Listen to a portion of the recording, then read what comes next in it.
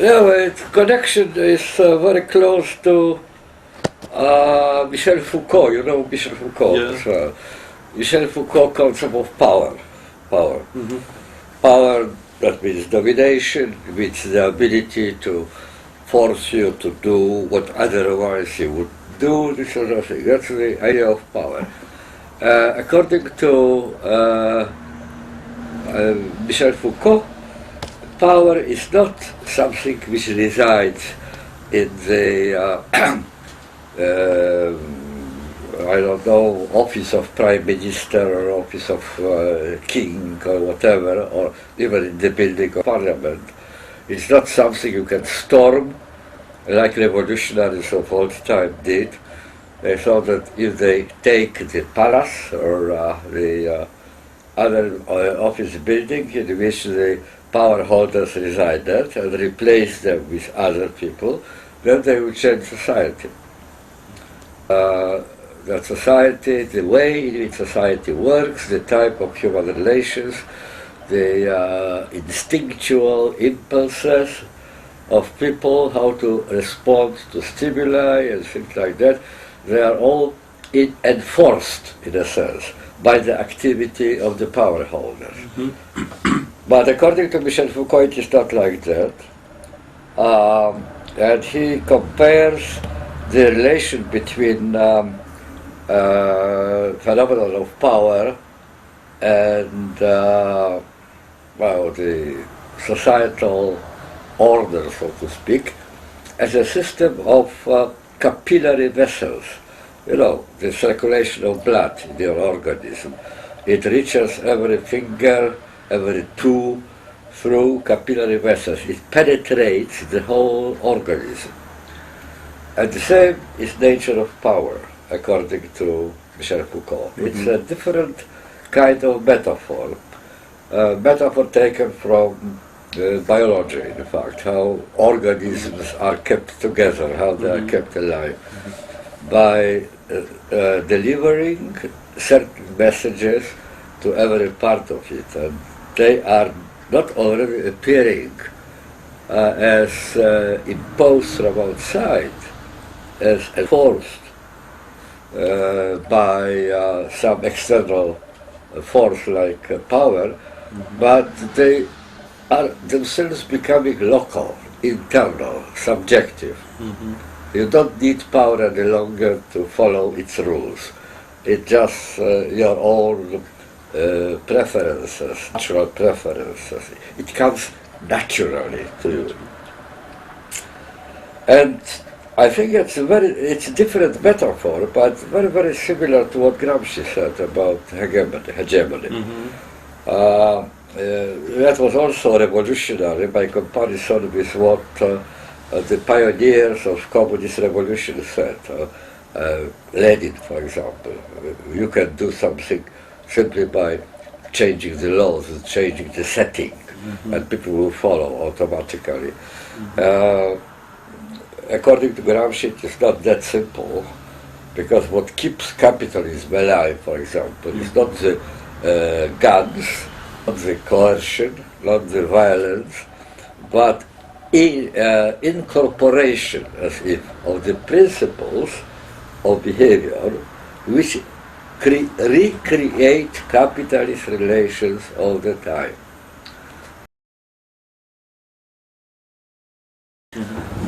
So you don't need to be forced to become consumer. You are consumer on your own will. The social system is, in a sense, a do-it-yourself reality. Do it yourself. We are all participating, willy-nilly, whether we like it or not. We are participating in monotonous reproduction of the system. Which means that if you want to change society,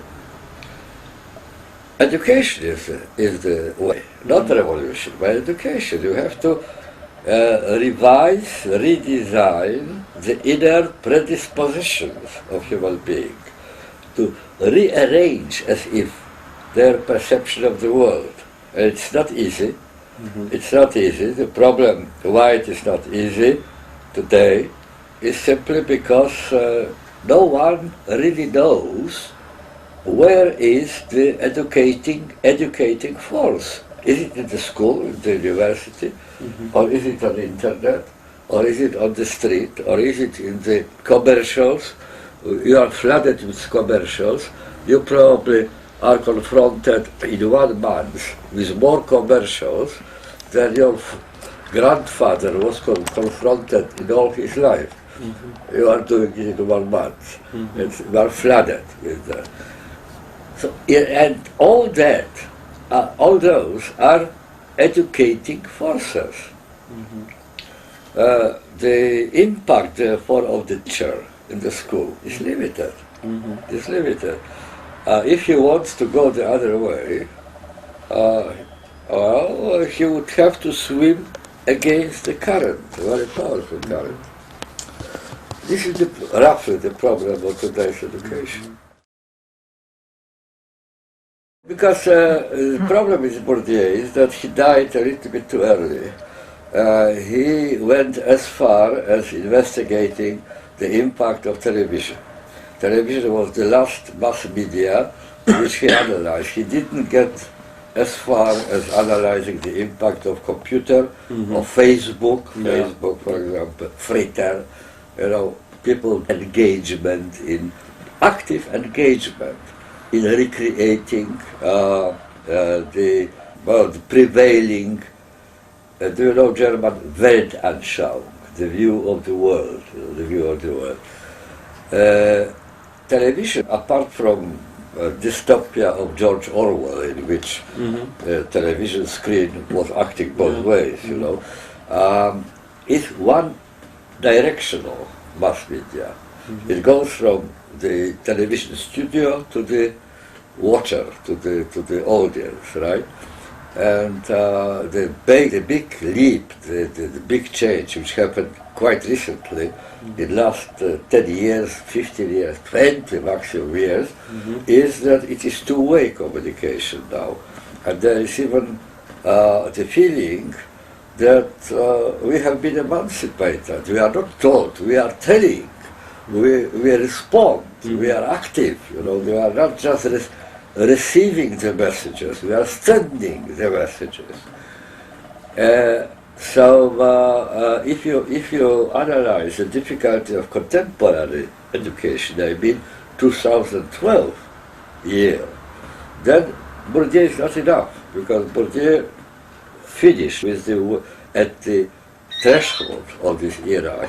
What's happening today is paradoxical, because even this mass media, which for Bourdieu were still the instrument of imposition of worldview upon listeners, are now being used by the users of computer, members of Facebook and so on. They are used. They are not external force. They are their instrument to reproduce the world according to their images, preferences, wishes, and so on. And the interesting point, I repeat again, is that it has become now do-it-yourself world. While we are made by the world, by society, we are at the same time creating this world. It is a merger of these two different things. The Cartesian vision of human being, in which subject and object were strictly separated, is no longer holding. We are objects and subjects at the same time. And there is no other way of being subjective but exposing yourself. Well, there is no other way of becoming consumer as becoming simultaneously a choosing consumer and a commodity. You are presenting yourself on internet as commodity for sale. You want to create demand for yourself. You present yourself from the best possible way, hoping that somebody will notice, and you will get enhancement in your standing in society because of that. So I think that you have to go slightly beyond Bourdieu. Bourdieu is no longer answering the troubles of education, other conditions of digital communication. When everybody is communicator and the addressee of communicating at the same time. When the subjectivity and objectivity are blending, are becoming one, and some people went as far as saying that this is the ultimate, this revolution, computer revolution is the ultimate liberation. Democracy is returning somehow to ancient patterns, where it was a direct democracy, no longer a representative democracy, but direct democracy. We are all participating in deciding what shape society should take. In a sense, it's true. But the interesting point, and that's what you have to do in your dissertation, is to show how come that becoming so liberated and being able to send any kind of message which we want to the great public, we nevertheless reproduce the existing system. That's the biggest mystery, very interesting, fascinating. And I think Gramsci and Foucault and Bourdieu will bring you so far, but you have to start where they finished and go, a bit further than that, and try to see what is outdated in their analysis because of the arrival of computer communication, and what new problems have. Well, look, Cornelius Castoriadis already. He was a Greek origin, but he was a French philosopher, sociologist. He already noted 30 years ago that education is no longer confined to the building of the school, right? So he already questions what I mentioned before, that one wouldn't really easily to find out where the young people learn more, when they are sitting in the classroom and listening to teacher, or whether they go out from the classroom to the street, because when you go through the high street, you see on all sides you have all sorts of slogans, advertisements and so on. That's because according to recent research, every young person spends at least 4 hours a day in front of a computer. So it's not even the street. It is just the flood of information which is coming from here, which is acting as a sort of informal school. That's the point, formal. I think that the role of the institutionalized education is to provide you with a diploma, official, authoritative certificate that you have done some work in developing your own wisdom, your own personality and so on. But that's it. We are thinking about education still in terms of the institutions, right? But the institutions are reduced more and more to just the legal aspect of giving people credentials, official credentials. It's what Erving Goffman said once upon a time, that there are two different arts. One art is knowing how to do things, and the other art is how to convince other people that you are able to do things. There are two different arts. One can have one art and not the other. One can be very wise man and be able to do things beautifully, and at the same time completely incapable of persuading other people that you are good. And on the other hand, you can be master in persuading that you are good, but at the same time being ignorant in actual knowledge of know-how.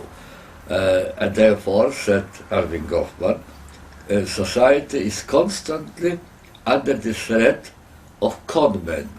The schools which give you diplomas, which give you certificates that you have, they are the defense of society against conmen, against confidence men. Otherwise we wouldn't distinguish between legitimate doctor and a pretender, pretends to be a doctor. But fortunately there is association of diploma, of doctors with diploma, which separate the real men from conmen. And that's the only function of education today, really. All the rest you can, all the multi-billionaires, people who created Facebook, Google, Apple and Facebook, and they were all dropouts from education. No one of them had university diploma. Mm-hmm. That's how it works. It's bad news for the academics, but I'm not still sure whether it's a bad news for society. Mm-hmm. I can't assure you one way or the other, simply because I'm myself struggling with the issue. We are discussing it. Generally, when there is something new in the situation in which we live, I think that there are always chances on the one hand and threats on the other. New chances and new threats. And there is no way of predicting which way it will go, really. Only retrospectively you can say, that brought positive, this sort of positive changes and this sort of negative changes. But to forecast in advance is very difficult, really. I will paraphrase what President Kennedy said about, don't ask what America can do for you, ask what you can do for America. I will paraphrase it and say, in your dissertation, don't ask this question, what society does to people, but ask the question, what people can do to society, how can they change it and make it better. That's a problem, really. That's a problem. Probably the hardest problem we confront. I don't believe that there was such a profound transformation of the existential condition as in the last 20, 30 years. Something very important is happening. And you are simultaneously blessed and cursed with living in such an interesting time and writing a dissertation in such an interesting time.